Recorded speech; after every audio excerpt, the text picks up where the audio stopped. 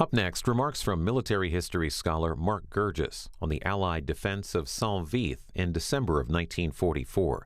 That took part during the Battle of the Bulge, and American forces eventually had to surrender the Belgian town. Held by the Kansas City Public Library and U.S. Command and General Staff College, this is about an hour 15 minutes. But tonight we're going to be talking about the 75th anniversary of the Battle of the Bulge. Tonight is also probably my farewell introduction, if that isn't a contradiction in terms, a farewell introduction, for our ongoing signature series with the History Department of the Command and General Staff College. The director of the Command School, Scott Green, is here tonight. Scott, can you wave your arm? It's here. Thank you. In uniform at the back of the room. This lecture series, which is about great military events, great commanders, and sometimes great controversies in the art of war, has been ongoing since almost the beginning of my tenure 15 years ago. And it's been our great series in the library. Now, this is probably my last introduction because I've been drafted by the president, that some of you can identify with that, to go to Washington to save the Republic, which, as you know, needs saving.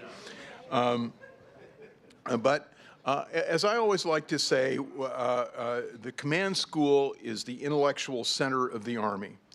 It is self-critical, self-aware, it plays no favorites, and is the best place to learn from the experience and history of the battlefield, and with extraordinary teaching and technology to learn from today's battlefields and commanders. It's also a school for our allies and partners, and the future military leaders from around the world, a place where a future chief of staff of the Pakistani army might rub shoulders with a future defense minister from India, or a future commander of the Israeli Defense Force might meet a future commander of an Arab legion, a place where future communication might and indeed has been incubated. It's also a place of impeccable scholarship, Socratic learning, and as our regular audience members, and I see a lot of you here tonight, know, frequently expressing itself with a damn fine sense of humor. I want to thank our early sponsors and creators of this series, none of whom I think are here tonight, but I just have to say this because this may be my one chance to say it. Bob Ueland, Bud Metter, and particularly Jim Wilbanks, the former chair of the History Department at the Command School, for starting and sustaining this great series, a series which will never die. Thank you. Tonight we have the return of one of our favorites, Mark Gerges. Mark has the distinction of the highest number of views in our archive programs, with only the exception of a nationally televised end-of-season popular cable show, which I won't talk about. But in fact, as a single lecture, it has the highest number of views on our website, 91,000 views. 91,000 people have watched Mark explain the fall of France, that lecture. I'm going to guess that tonight's lecture will generate similar interest. I have my own tiny little Battle of the Bulge story. My father turned 18 during the Battle of the Bulge. The sudden turn of the war, the desperate need for men and material, which led to shortened training periods, spooked my grandmother, his mother. Taken over from the 2nd Infantry Division 4 days before the German offensive is going to start. So they are just settling in. The other division, which is in 5th Corps, to the north, is the 99th Infantry Division. And that division has only been in line for approximately 3 weeks. So you get a number of very, very inexperienced divisions and a lot of bloody divisions in this area. And that's okay, because we don't expect anything's going to happen. We are looking at this with our own, what we call confirmation bias. We are going to be doing something to the Germans. We are going to go back on the offensive. After the losses and after the advances through the fall, how could they possibly do anything other than husband their resources for when we start to invade the homeland in great detail?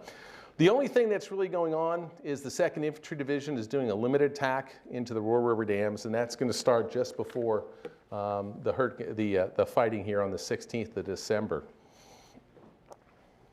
So the German planning for this offensive begins in September. In the early part of September, the German losses have been so bad on the Western Front that they have 100 operational tanks. To put that in perspective, when they attack on the 16th of December, they have something like 1,800 tanks that they're going to bring, tanks and assault guns. So they are in terrible, terrible shape.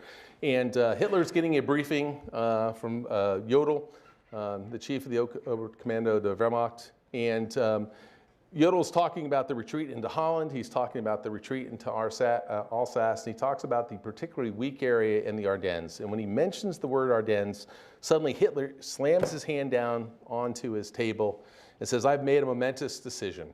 We will attack out of the Ardennes with the objective of Antwerp." And what Hitler is seized on is this gap between the British 21st Army Group and the US 12th Army Group. He wants to use the Ardennes and move very, very rapidly across the Meuse River, seizing the bridgeheads there as he did in 1940, and then move to Antwerp, isolating the 21st Army Group and hopefully creating then another Dunkirk. If he can destroy the 21st Army Group, Britain's main armies on the continent, he hopes that will knock Britain out of the war. If it doesn't knock him out totally, it'll at least stun the United States into inaction, and then he can take large numbers of troops, put them into what he considers the real threat and the Eastern Front against the Russians. To do this, he is going to select 3 armies, and speed is going to be paramount to the German success. 6th Panzer Army, which will later get the name of 6th SS Panzer Army. At this time, it technically is still the 6th Panzer Army, but it's made up of SS troops, and that is going to be the main effort. It is going to be the army that's going to come sweeping through here, take Liege, and then up to Antwerp. Supporting the flank of that will be the 5th Panzer Army. That is what we call a shaping operation today. It's supposed to take the critical crossroads town of Vith no later than the 2nd day. And then in the south is 7th Army, an infantry army. Of the 3 armies, much, much weakest, only has about 40 assault guns, with the bulk of the tanks and assault guns into the north. And that is mainly to protect the flank of the 5th Panzer Army. German preparations for what becomes known as Operation Wacht am Rhein. It has a defensive name. It seems like they are going to be defending, not an attack. Where they position the troops looks like where you would position troops when the US and British offensives start again for counterattacks. And all of this goes into the deception plan that the Germans are trying to do. They massed 300,000 soldiers, 1,800 tanks and assault guns, 1,900 artillery pieces against this front. And you can see the numbers. It's about 11 divisions in the north versus 8 divisions in 5th Panzer Army and 7th Army. But those numbers are a little misleading because of the type of troops that are up in the 6th Panzer Army. Facing them in the 8th Corps will be 83,000 soldiers, about 254 tanks. Today we teach that when you go on the offensive, you need 3-to-1 odds for the offensive to be successful.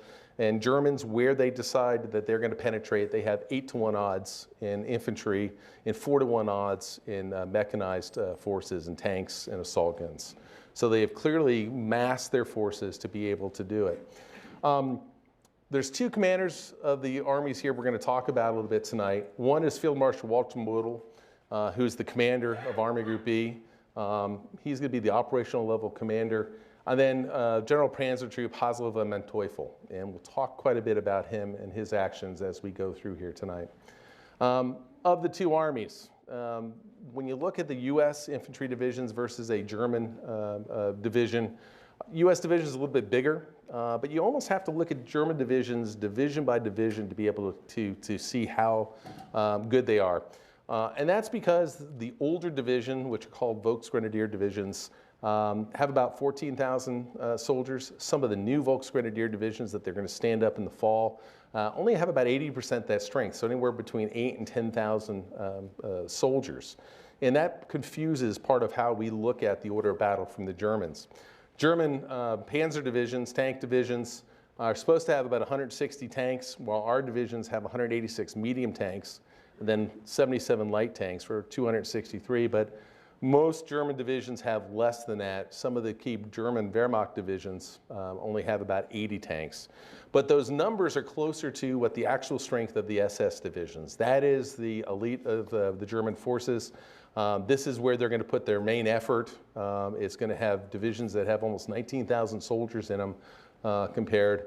And as I talk through tonight, this is the Panther, the Tiger I, Tiger II, Panzerkampfwagen 4, which is their medium tank, which is the equivalent of our Sherman, and then these are assault guns. We really have two armored vehicles, and they're going to play a key part that we talk about. One is the tank, the Sherman tank. Tanks are designed to kill people, not kill other tanks. The tanks are designed to go exploitation, go after headquarters, supply units. And part of our Army doctrine at the time is that tanks go after and they do the exploitation. To defeat enemy tanks, we have a tank destroyer. The tank gun on this is relatively low velocity. It's not very good for fighting against German tanks, where we have 76 millimeter, 90 millimeter tank destroyers. To have the big gun and to be really fast in the battlefield, to be able to move around, it has the one thing a tank doesn't have, and that's good armor protection. If you notice the tank destroyers, there's no top on the turret. They're open topped, and that's so the crew can see out above it and get a good operational look and be able to move their vehicle effectively. When you also look at the two divisions, the type of divisions we're going to have, the infantry division, when we start to create an army, we'll finally have 89 divisions altogether, and the 106th Division is one of the last divisions that will be stood up in the summer of 1943. It has about a year of training stateside, and then the casualties from the Normandy campaign and the drive across France start to hit the Army. And we haven't calculated the number of infantry casualties that we'll need sufficiently. And so what will end up happening is first 3,000 soldiers in lower level non-commissioned officers will be taken from the 106th Division. Then a few weeks later, another 3,500 will be taken. So within a very, very short time period in the summer of 1944, they're going to lose almost 7,000 of their trained infantry and get new replacements. But they're not going to be given the time to really integrate them into the unit and train. They'll be shipped overseas in October, have 19 days of training in England. They then begin the transit over to France. They get on the ships and they have a storm in the channel and spend 4 days unable to land and seasick on board. They get in France and there's no trucks waiting for them, so they spend a day and a half waiting in fields for trucks to show up. And then they get on these open top trucks and spend 2 days crossing France in wet fall rainy weather. And so they finally start pulling into the Vith area in early December and taking over from the 2nd Infantry Division. They're pretty happy. The 2nd Infantry has been there, has created these foxholes with overhead cover. They have warming, they're using the pillboxes of the Siegfried Line. And so 106th Division thinks they're in pretty good shape. They're commanded by Major General Alan Jones, and they're organized with 3 infantry regiments, the 422nd, 423rd, and 424th infantry regiments. The other key thing about the divisions at this time is when Leslie McNair is standing up the Army, he makes every infantry division look the same. And what that means is that this division could be going to Europe, it could be going to North Africa, it could be going to the jungles of the South Pacific without any changes. And what they decide to do then is give the divisions, based on where they're going to be fighting, extra units to be able to help them do their mission. So tank battalions are usually assigned to an infantry division from a pool, as is tank destroyers. However, the 106th Division does not have a tank battalion as it takes over this line because they don't think that in the Ardennes it's going to need it. The Armored Division of the time, though, has a different philosophy. The Armored Force only came into existence in July of 1940. After the fall of France, George C. Marshall will stand up the Armored Force. And what they end up doing is taking all this mechanization work that's being done in all the branches of the Army, send it to Fort Knox, and create the Armored Force.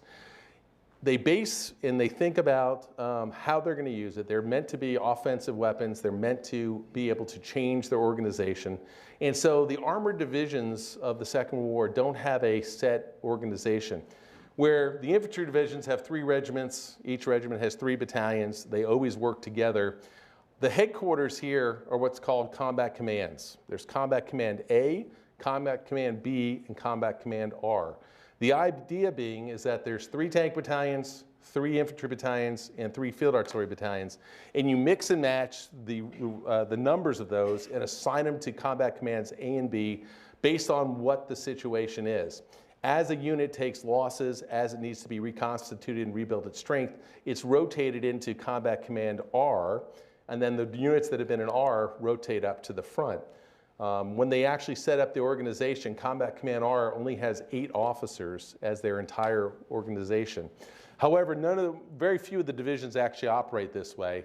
Most of them beef up the headquarters of Combat Command R, and they use the 3 combat commands as headquarters to be able to move their forces in and out. But they focus on being able to change their task organization on the fly and be able to mix and match. And so it makes the 7th Armored Division almost a perfect division for the fighting that's going to take place around Vith. The 2 key leaders, Brigadier General Robert Hasbrouck had been a combat command commander in the 7th Armored Division. The division commander had been relieved up in Holland, and so he rises up to be the division commander. And Bruce Lee Clark comes over from the 4th Armored Division to take over Combat Command B of the 7th Armored Division. Clark has just pinned on Brigadier General about 10 days before. So he is a brand new general and just getting to know his unit as the fighting is going to start. When you look at the actual German offensive, this area that you can see with this kind of yellow line is where the actual German penetrations will be. If you notice, almost no penetration success by the 6th Panzer Army up towards Antwerp. All the success of the German offensive is going to take place in the 5th Panzer Army. And we're going to talk about Vith in particular of why 6th Panzer Army doesn't get a chance to move forward. The other officer I need to talk a little bit about today is Brigadier General William Hogue, local connection with Fort Leavenworth. He lives out part of his life up in Easton. Hogue builds part of the Canadian-American Highway and then will command a engineer brigade, a special engineer brigade during the Normandy landings that's clearing demolitions from the Normandy beaches. And he's going to take over when they stand the 9th Armored Division, one of the brand new divisions up. He'll take over Combat Command B. He's a relatively senior officer. He is senior to both Clark, who only pinned on 10 days ago, and Robert Hasbrouck, who's now commanding the division. So if you look at the relationship here, Major General Alan Jones, being a Major General, should command all the forces in this area, but that's not how it's actually going to take place. As we focus in tonight, we're going to focus in on that square, on the area around Vith, on the actual fighting that's going to happen there. So the German offensive starts at 5:30 in the morning on the 16th of December. Lookouts all throughout the 8th Corps area. They're in water towers, church steeples. They're going to notice on the horizon all these flashes of light, and they don't really know what's going on. And they see all these pinpricks of light, and they start calling their headquarters saying something's going on. And about 90 seconds later, they realize that was German artillery rockets, about 1,800 different pieces of artillery firing that's going to start impacting all across the front. For the U.S. forces in the area, because there's so few soldiers over the 83 miles of the 8th Corps, it actually ends up being an advantage. The soldiers are spread out, so the artillery has a less effective fire than it normally would have been. But the German plan is based on speed. They have to very, very rapidly take both Vith by the end of day 2 and Bastogne, hopefully by the end of day 2, cross the Meuse River, seizing the Meuse River crossings by the end of day 4, and then get to Antwerp. To make sure they can get that speed, what they're going to do is lead with their infantry forces that's supposed to create a penetration, then pass their armored forces in, and we're supposed to drive rapidly to the rear. They've planned the offensive for December when the weather's bad. The weather in the Ardennes, particularly in the northern Ardennes, where we're going to be talking about tonight, has been in the upper 30s to low 40s. There's about a foot of snow on the ground, but the ground's not frozen very well. So a vehicle or two passing through these fields turns into mud. In the middle part of the fighting we'll talk about, it's sleet and rain coming down, lots and lots of fog that will prevent the Army Air Forces from playing a role in this, which is exactly what Hitler planned at this time period. But again, speed and the ability to take these two road intersections. And these roads are important because to be able to sustain the advance of this type of speed, you have to bring up lots of supplies, particularly fuel and ammunition. But you have to get through there. The Vith area has 6 roads that come together and funnel out. And it also has the only east-west railroad line. So if you're going to be able to turn this into from a limited success to a major offensive, you've got to be able to take that so your logistical convoys can begin to move forward to supply your forces. 106th Infantry Division is going to be on this area. And when we talk about this, there's a couple of key pieces of terrain. One is the Schneefel, the snow plateau. Today it's a high ground where you can go and walk and hike, and it also has ski hill on the German side. I heard someone say that if there's a place that you want to see Hansel and Gretel, it's there. Even if you go there, the times I've been to the Ardennes have been between November and February. You go into the Schneefel and the water is just dripping off the trees. It's damp, it's wet, it's dark. And this is where the German border is and the west wall fortifications. The Losheim Gap is the historic invasion route, and it's known at that time as the historic invasion route. This idea that no one thinks you can come through the Ardennes is one of those myths that have kind of grown up because German troops have come through the Ardennes again and again and again. But the Losheim Gap is relatively open farm country that's going to move back behind Vith in that open area. There's the Ore River that's going to come down through this area, and then it's going to head down to Steinbruck. And so the 2 major roads, or 2 major bridges are here at Schönberg and Steinbruck. And that's important because when the 106th Division begins to occupy these positions, you have the 14th Cavalry that is going to guard the Losheim Gap. It's also the border between 2 corps, between 5th Corps and 8th Corps, which makes it a high-speed, a dangerous area. We like to say at the Command General Staff College, you would not pass if you put a corps boundary on the middle of the high-speed avenue of approach. And then the 106th Infantry Regiments are going to be on this good defensible terrain of the Schneefel.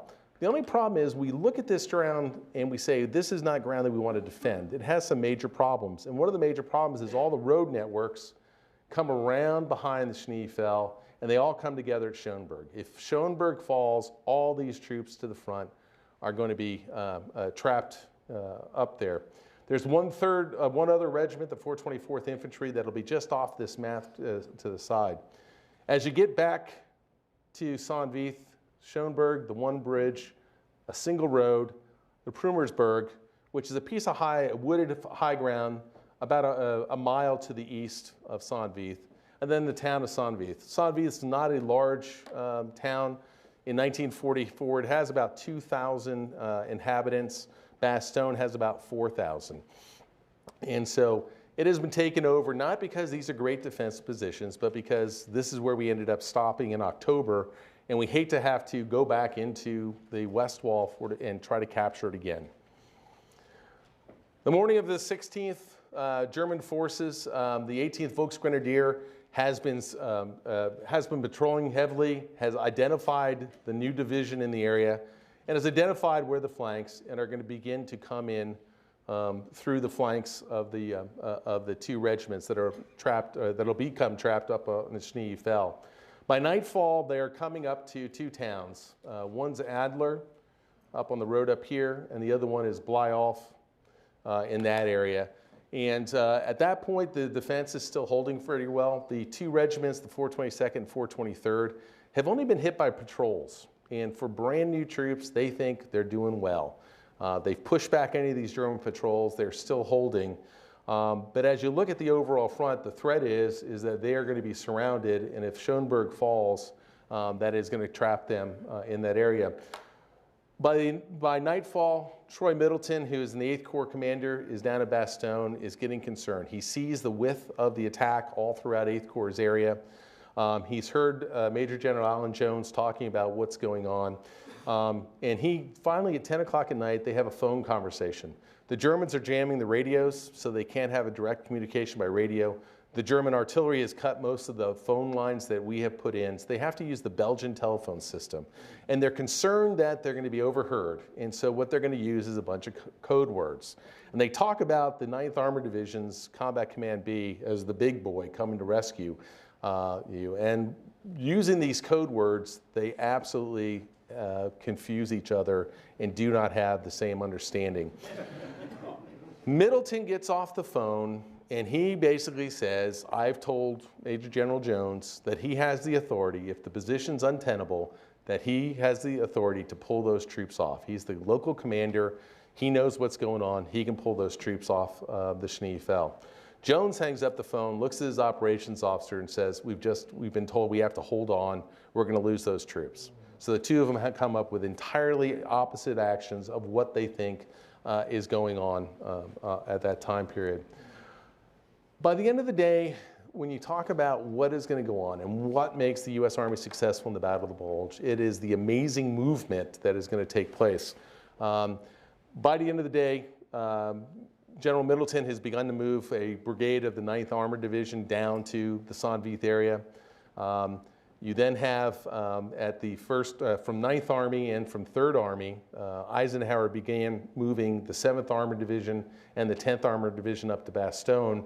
And Eisenhower also is going to start moving the 101st and 82nd Airbornes, which were in France and rest camps, up to the region. So you already, on the evening of the first day, 18 hours after the offensive started, you see all this movement starting to come together to these two key road intersections in the Ardennes.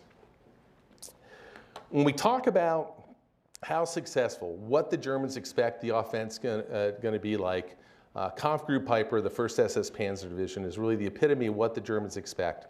On the day of the 16th, the 3rd Fallschirmjäger Division, a German parachute division, is going to fight against elements of the 99th Division. They're going to open a hole, and then the morning of the 17th, Joachim Piper and Kampfgruppe Piper is going to punch through. They will, by the end of the day, have gone 26 miles deep into the American lines along the routes. And notice the one road intersection, they're going to come through bog nets. At the same time, as they're moving 26 miles deep into the American lines, the 7th Armored Division is beginning its move south towards Welsam. There's two routes. They're coming from Holland in Germany. They have a 70-mile trip. Portions of the division with Combat Command B are going to come down this route here to Vith, followed by the division artillery, and then a second route with Combat Command A and R will come down this western route. And as they're coming down, Combat Command B will cross through in there. And the instructions he gives to Clark are pretty vague. Clark gets to Bastogne at 4 a.m. in the morning, meets with Troy Middleton, and Jesse says, Jones is having some trouble. Go up and see him, give him some help if you can. And Clark will be up there and get to Vith about 10:30 in the morning. As the Combat Command is moving down to Welsam, Combat Command B will just pass through, and Kampfgruppe Piper will cut in through the middle of the columns. It will divert the 7th Armored Division's artillery from this route, where they'll have to go through here and then come around this way, and it'll take them 2 days before they actually get into the fight. And of course, today marks the 75th anniversary of the Malmedy Massacre, where a convoy, a field artillery observation battalion, not assigned to the 7th Armored Division, but supporting them, so they have moved down with the 7th Armored Division, is coming down the road to Malmedy, where that blue line is. They get to the corner, they start to turn at bog nets, and Kampfgruppe Piper comes around the corner. They'll shoot up the trucks, they'll line up approximately 130 soldiers in the field and massacre them in the field. We'll recapture this area in January. We'll find American soldiers lined up. A total of 86 soldiers will be found buried in the field. And if you follow Kampfgruppe Piper along the entire route, it's nothing but massacre and atrocity after atrocity as it goes on 26 miles on this first day. But let's go back to what's happening in the Vith area. German offensive, the 18th Volksgrenadier, is going to be successful, but the infantry has been a little too successful. You have two converging routes that come to one bridge, and suddenly you start seeing the problems they're going to have throughout the rest of this offensive of massive traffic jams. They're going to begin moving forward towards St. Vith. They are about 4 miles away from it. Alan Jones is going to make really the last real effective decision for this offensive. He sends 2 engineer companies, one from his own 81st Engineers and one from the Corps Engineer Battalion that's supporting him, up onto the Prumerberg to start defending. At that time, Clark is going to show up to start getting instructions. The 9th Armored Division's Combat Command B begins arriving. Originally, they were going to counterattack this way, but when Jones is told the entire 7th Armored Division is coming at 7 a.m., he diverts the 9th Armored down this way to try to secure the flank of his 424th Infantry Regiment down here. The problem is all the core units that were in this area have begun to move backwards to get out of the path of the German offensive. And the 7th Armored Division starts hitting into huge traffic jams as they are moving back between Saint-Vith and Vielsalm. The Germans here are starting to get into huge traffic jams. Manteuffel is trying to come forward as the 5th Army commander. The road, which is only a 2-lane road, is 3 wide with German vehicles stopped. His command car is stopped. He finally gets out. He walks forward, trying to find out what's happening. When he gets forward here to Schönberg, he's going to find a knot of German officers there, and one guy in the middle yelling and pointing and trying to get things unscrewed. And that's Field Marshal Model, his boss, who's there first, and he's playing cop, trying to unscrew the traffic jam. And this is one of the key things the Germans are going to see again and again. There's really no good route other than this winding road down here along the river. There's some logging trails up this way, but they have a hard time being able to generate combat power.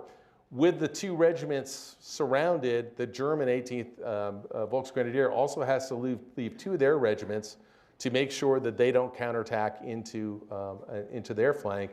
And with the road network being like it is, the artillery of the Germans are somewhere back here, still behind German lines, unable to support the front. Jones and Clark are going to meet in Jones's office, and what Clark reports is that he sees basically a headquarters that's packing up. They're burning their secret documents, they're taking down their maps. Alan Jones is sitting in his office. He is not taking any reports, he's not making any decisions. And pretty much after Jones sends the 2 regiments or 2 companies up here, the machine gun fire starts to break out. And at that point, Jones says to Clark, "I've thrown in everything I have, it's your fight."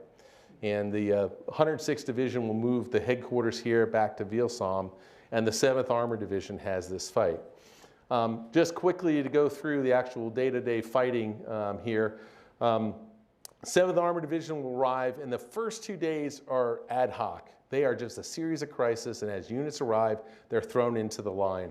And this is going on all throughout what becomes known as the North Shoulder and the Eisenborn Ridge.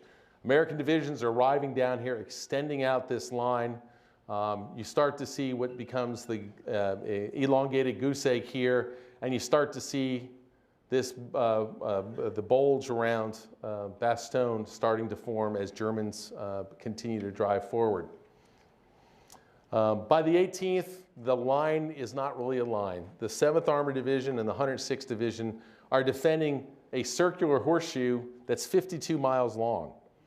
Normal division frontage is 5 miles. The 106th Division, when it was in position, was holding 21 miles.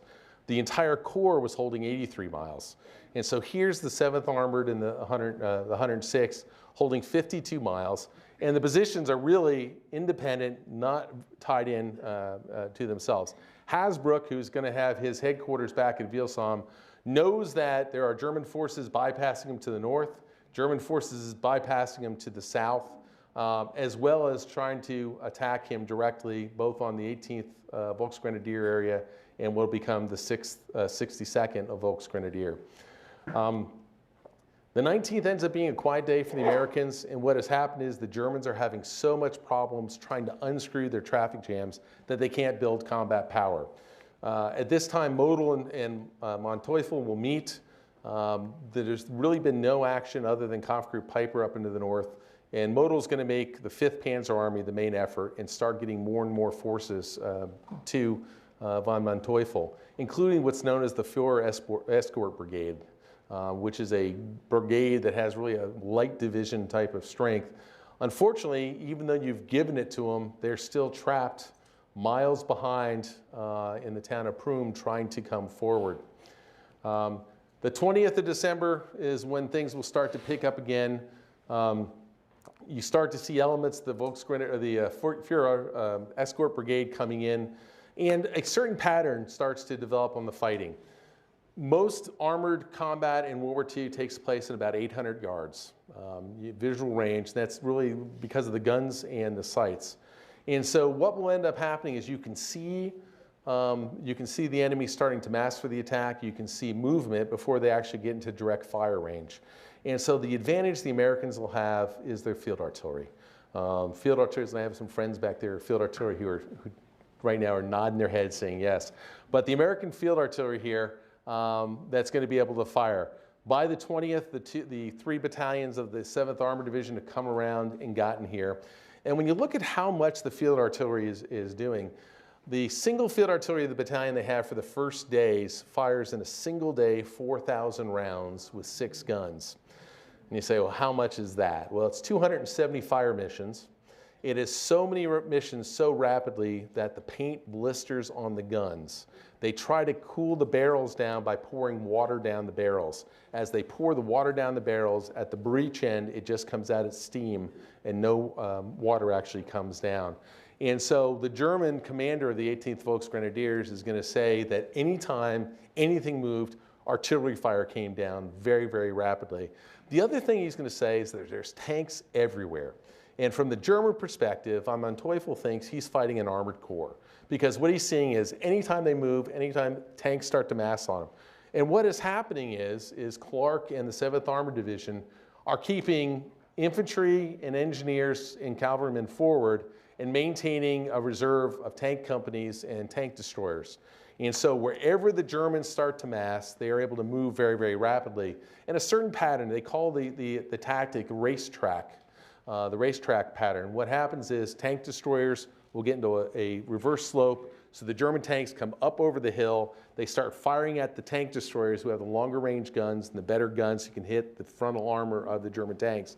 While that's going on, while the Germans are distracted to the front, American tanks, the Shermans, are going to be racing around to the rear in flanks and trying to come around to the rear and destroy those tanks. At the same time, artillery is coming in, taking away the infantry that are supporting the attack. Once that particular attack is defeated, the Germans retreat, you recock the whole thing, you put the reserves back in there and are ready to do it again the next time the threat comes in there.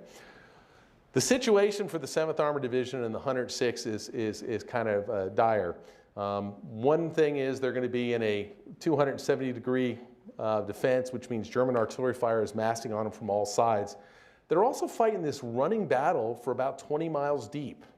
The 7th Armored Division field trains are 20 miles behind, somewhere over here behind me. And they're fighting off patrols from the 116th Panzer Division, the 2nd SS Panzer Division, the 560th Division. They've had to take the soldiers in the division trains, the cooks, the supply clerks. They've had to take the vehicles that are being repaired. They've had to take any tanks that have come up as replacements and man 12 roadblocks to be able to actually fight and defend their positions. And Hasbrouck is able to be confident about the northern flank, but the southern flank in particular is weak. He's got by this time 2 regiments working together. And this relationship I talked about earlier with the command and control, Combat Command B technically was working for the 106th Division in Welsam, but really it's a handshake between Bruce C. Clark and Vith and Hogue. 424th is working for the 106th Division. This is the 112th Infantry Regiment out of the 28th Division. 28th Division was in front of Bastogne. When the Germans hit it directly on, one regiment takes the blows head on, the 110th Regiment. The other 2 peel off. One goes to the south and starts to form the southern flank of the penetration. The 112th Infantry Regiment has fought a retreat for 30 miles cross country on foot against German pressure. It's an absolutely astounding work and able to keep together. And they then come into part of this elongated goose egg. This is what it looks like by the 20th of December. And you see, because of Vith holding, the German offensive has narrowed down and almost no success here. And it's starting to shift down to the south, where they're finding less resistance and more movement to the rear. The 21st ends up being a critical day for the divisions. The German attacks start. They're fought off for most of the day. After dark, 5 German Tiger IIs are going to come straight up the road from Prummerberg. They're going to fire high-velocity flares. They're going to blind the 5 tanks, American tanks that are there. They'll knock them out very quickly. And with the American tanks gone, the Tiger IIs with infantry on the back start going after individual foxholes, and they open up a penetration. And they begin to roll down into Vith. They finally have gotten the penetration that they wanted. And Clark orders his men on the Prummerberg to begin to retreat back to a new line that they're going to have to form. This also forces the 9th Armored Division's CCB to move back to a new line. And this is where most of the losses for Combat Command B will take. They'll lose 4 out of the 5 infantry companies and about 800 soldiers when the Germans actually break through. And of course, once again, as you look at this, all the roads lead to a choke point. And so even though the Germans have had the success of taking the Prummersberg and take Vith, all the roads for the 62nd and the 18th Volksgrenadiers and the Führer Escort Brigade all come together at Vith. And in the south part of the town, there's a roundabout, and there's a huge traffic jam again. The other issue they start to have is German soldiers, as they capture American positions, start to loot. It's cold, it's rainy. They finally have some shelter, and they start finding American rations, American cigarettes. And so it delays them once again as they get into Vith, and the penetration doesn't go forward. But you can see all around the front, there's major actions. And the duty logs that day are almost constant. It's hard to read because it's almost constant attacks everywhere that's being reacted to very, very quickly. On the 20th of December, the northern half of the Bulge becomes under Field Marshal Montgomery's 21st Army Group command. Omar Bradley's in Luxembourg City can't communicate with the forces on the north. And as forces start to come in, the 82nd Airborne is going to start coming in along the Somme River, and Matthew Ridgway, commander of the 18th Airborne Corps, will take command of the 7th Armored Division and the 106th. The question is, do you fight surrounded or do you withdraw? On the 20th of December, Bastogne has been surrounded, the 101st troops, and Matthew Ridgway is an infantryman. He doesn't like giving up ground. He wants to hold every inch of ground, and he wants to stay and defend this. The night before, Hasbrouck, who can't communicate with the 8th Corps that is 50 miles away, is going to send a letter up to his friend Bill Dean up in 1st Army headquarters, and he's going to talk about his situation. Says, our northern flank's strong. We're getting artillery fire from all ranks. We haven't had fuel, logistics, fuel, and ammunition come through in 2 days. The 2 infantry regiments in the south are weak. They're about 50%. I really think you need to, we need to withdraw. And Matthew Ridgway comes down to meet Hasbrouck with this letter in his hand. He walks into the headquarters of the 7th Armored Division, kind of irate, and says to Hasbrouck, did you read this letter before you sent it? And Hasbrouck just looks at him, who's been fighting for 6 days now constantly, and says, every word. And that kind of diffuses Ridgway's tension. And Hasbrouck goes through and talks about what the situation is in the 7th Armored Division. Despite that, Ridgway still wants him to defend. So they're going to go forward to Bruce Clark's headquarters, and Bruce Clark pretty much tells Ridgway the exact same thing. We need to withdraw and get out of there. Ridgway still wants them to stay. And it's only when he goes down to Bill Hogue, West Point classmate, who he trusts and knows. He goes down there and tells Hogue, well, we're going to get you out of here. And Hogue just looks at him and says, I don't know how you're going to do that. At that point, Ridgway understands how bad the situation is. His last thing he's going to do is he's going to go up to the headquarters of the 106th Division, and he'll get briefed by Major General Jones, And Jones gives him a pretty optimistic point of view that we can stay, we can hold this. And at that point, Ridgway understands that Jones really doesn't understand the situation. He'll be relieved on the spot. At that point, all the forces in the border, in that pocket, come under Hasbrook's control. Also on the 22nd, Montgomery, who sends out what's known as phantoms, these officers, young officers, usually captains, who go around with a radio vehicle, and they can go and basically spy on any headquarters and call up Montgomery and talk directly. And he's had his phantom officers all throughout. He's got a great feel of what's going on the battlefront. And he understands it's time for the 7th Armored Division to withdraw. And he's going to send a message down to 1st Army and then to Hasbrook saying, you've accomplished your mission, a mission well done. The problem is how they're going to withdraw. The Germans are starting to understand that it's close. They're going to get one last supply convoy that comes through on the 22nd with fuel and ammunition. It's had to take 2 days to get there. They've had to go back through the 84th Division, back through the 3rd Armored Division, and then come in there. And there's 3 routes that they can withdraw. A, from Potoy down to Vilsam, B, through these woods back to Vilsam, and then this one, C, up along the river. And the problem is you have to stay on the roads. Clark has had his engineers improving this as a road. It's a logging trail. It's still a dirt mud road today. And he's improving it by cutting down trees and making a corduroy road. The day before Clark has driven that road, his Jeep slid off. It sunk down in the mud. It took 12 soldiers to lift it up out of the mud and put it back on the road. And so the fear is they aren't going to be able to get out. And it's only going to be the middle of the night on the 22nd that the wind starts to change. And suddenly, what comes in is what's known as a Russian high. The temperature drops down to the 20s. 5 a.m., they finally get the order to withdraw. Clark walks out of his headquarters at 7 a.m., and the ground's freezing, the mud's freezing. And at that point, they understand they can get out.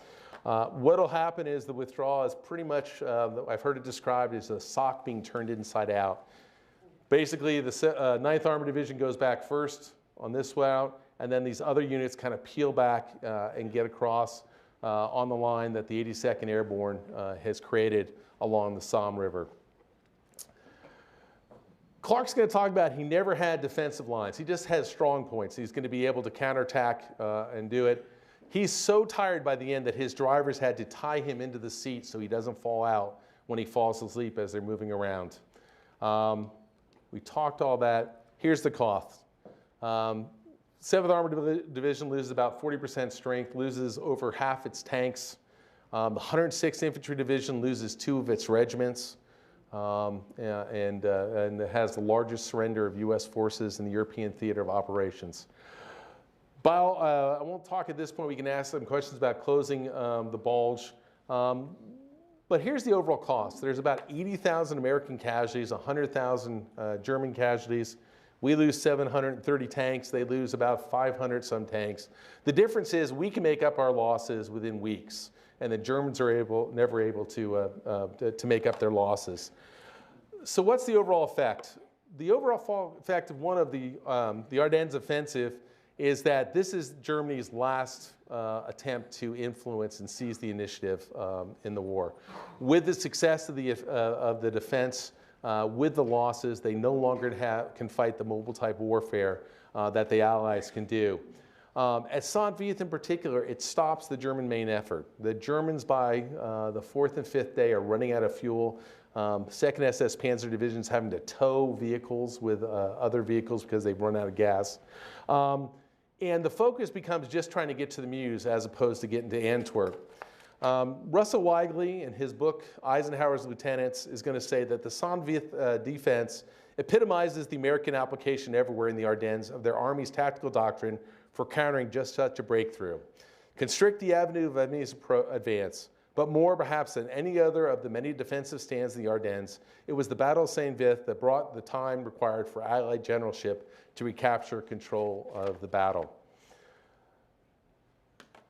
When you look at the Ardennes, when you look at the fighting there, I really can't add more than Charles B. McDonald. We are going to be able to go from 83,000 soldiers in the Ardennes to 2 weeks later have over 600,000 soldiers. We moved 29 divisions, 6 mechanized groups, an absolutely amazing display of American prowess on mobility that just shocks the Germans.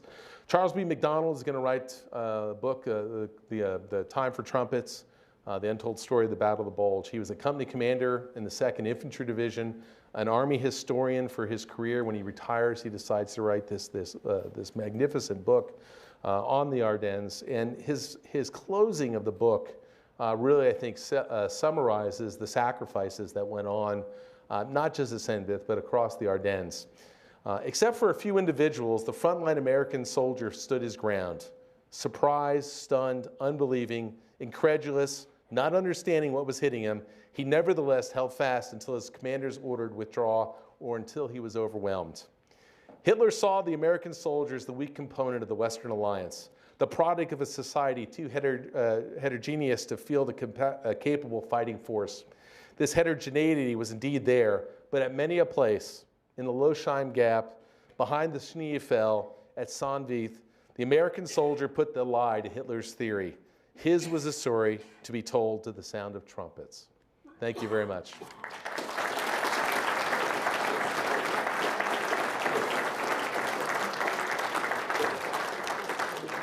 We have some questions and answers, and the only thing is, if you have a question, please come up to a microphone so they can record the question.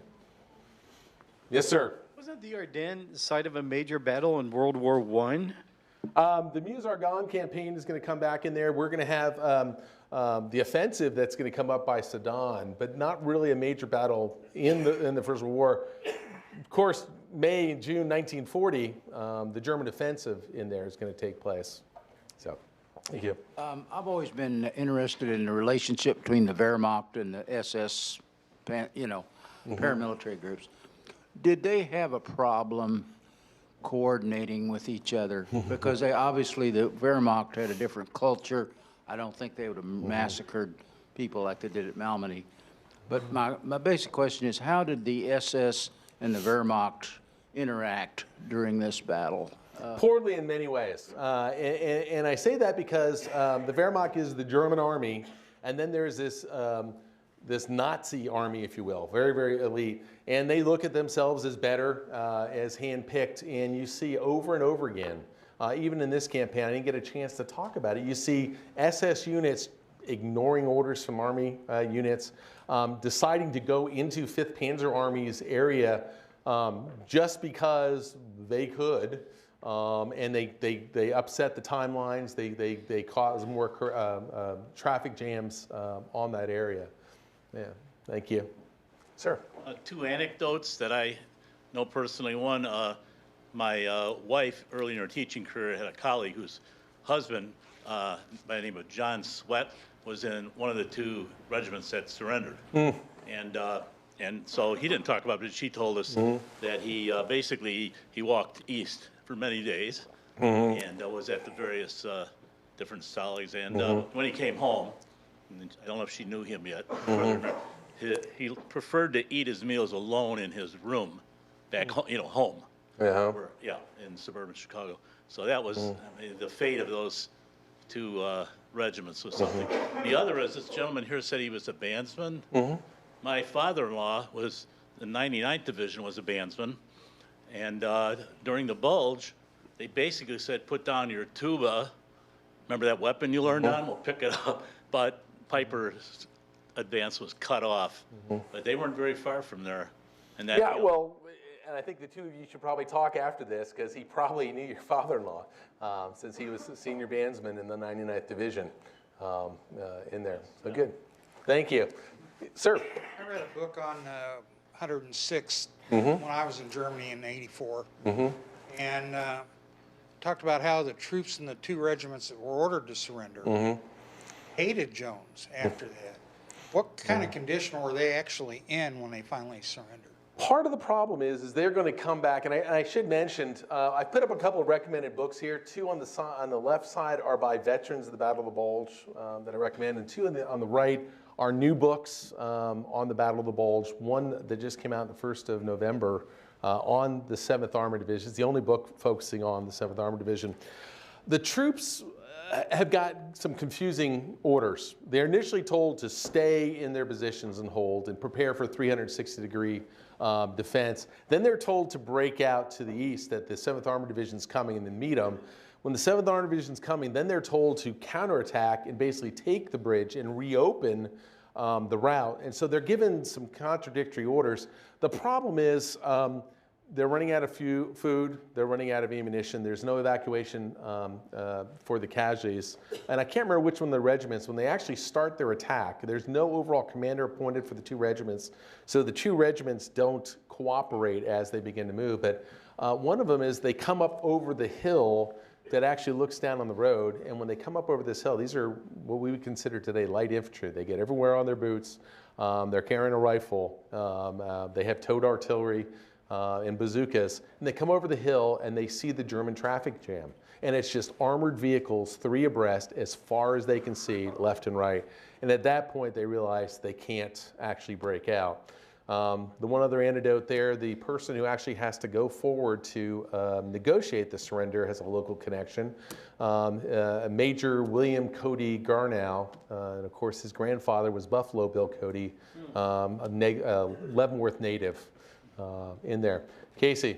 Hey, Dr. G, air power played a big part in the United States military since the 80s, and it's been a big part of my, experience in the military. Can you talk about how the air power played in this particular battle once the weather cleared? And that's good. And initially, it's exactly. Did RJ put you up for that question?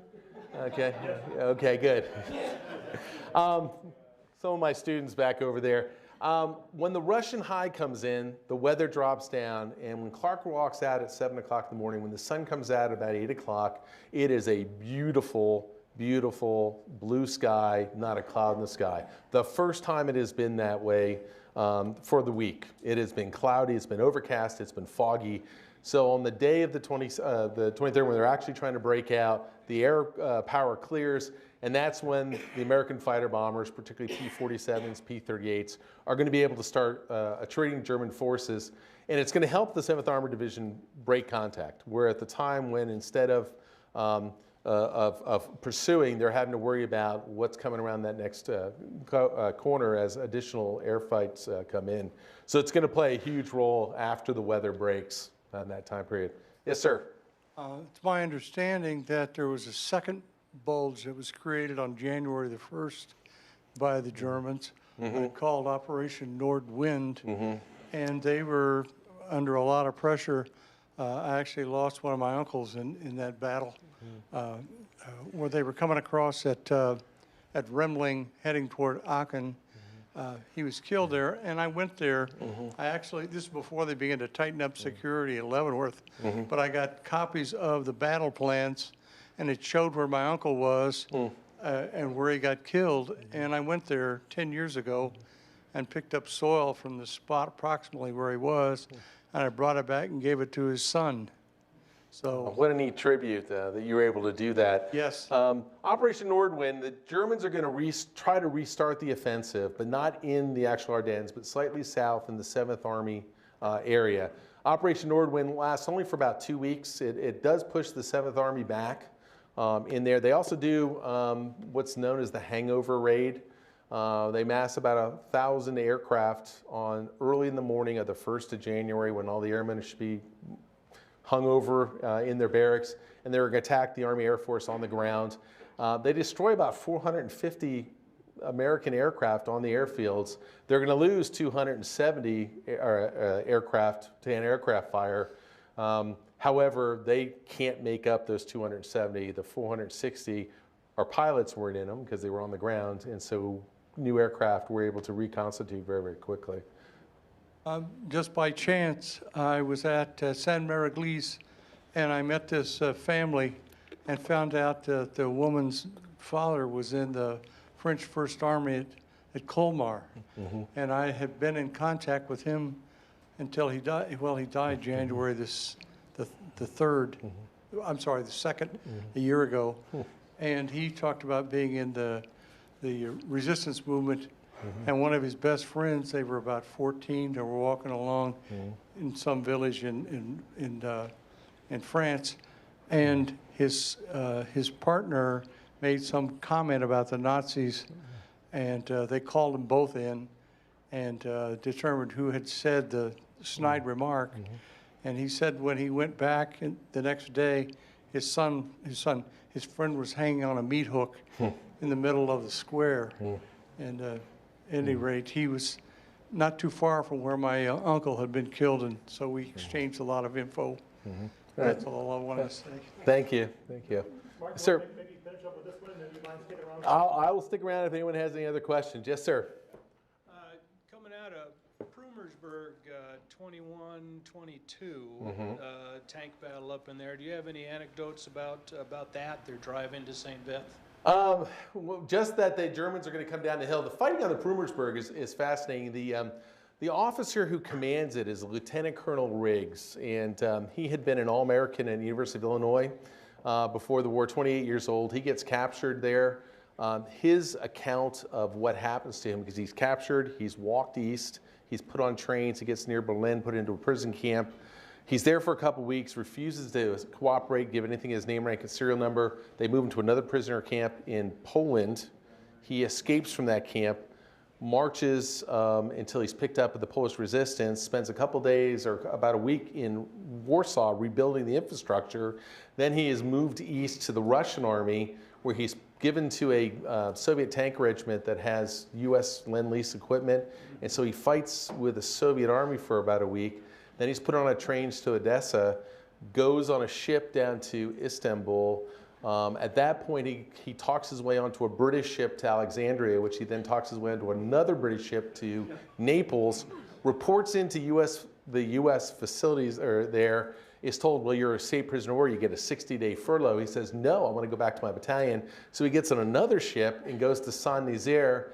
When he's there, that's where the submarine pens in Saint-Nazaire are still being held out, and the 106th Division and its one regiment's guarding them, and he walks into his battalion headquarters 3 months later. His battalion XO is the acting battalion commander, and basically says, hi, I'm back in there. It's an absolutely amazing, amazing story that's in there. 81st Engineer Battalion. 81st Engineer Battalion. All right, well, thank you so much for coming out. I'll stay if you have any other questions.